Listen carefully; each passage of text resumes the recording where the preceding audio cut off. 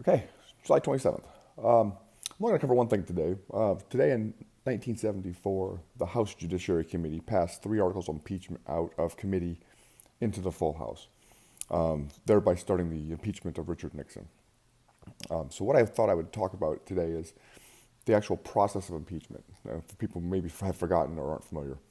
And the first thing is to mention that is the president can't be arrested and tried for anything while he is sitting as president. The only punishment in the Constitution for the president is impeachment.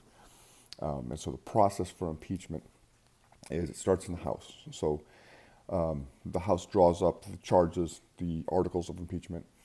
They discuss it in a committee, in the Judiciary Committee, and if they get enough votes in the Judiciary Committee, it moves out to the whole House of Representatives. There, if it is approved by a simple majority, the president is impeached. So impeached does not mean removed from office. Impeached means he's been indicted. In the criminal sense, it means he's been indicted. So they found enough evidence that they believe he's guilty.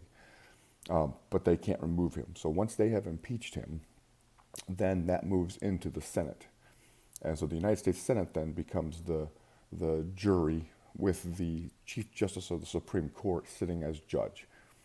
And so the House will then send their attorneys, the prosecutors, over to the Senate, and then the president would bring his defense attorneys, and they would argue in front of the Supreme Court, or the Chief Justice of the Supreme Court and the Senate, why or why not he shouldn't be removed.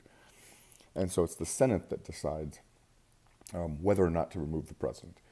And while in the House it's a simple majority, when it moves over to the Senate, it's a much higher hurdle. It takes 2/3 of the Senate to actually remove a president. In our history, we've had 2 presidents impeached, Bill Clinton and Andrew Johnson.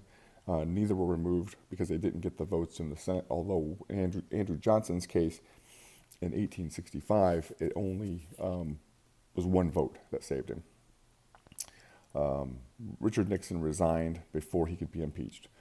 Essentially, the Republicans in the House and Senate went to him and said, we don't have the votes. And so I think it was pretty certain that he would be impeached. I think it was less certain if he would be removed, but Richard Nixon opted to resign.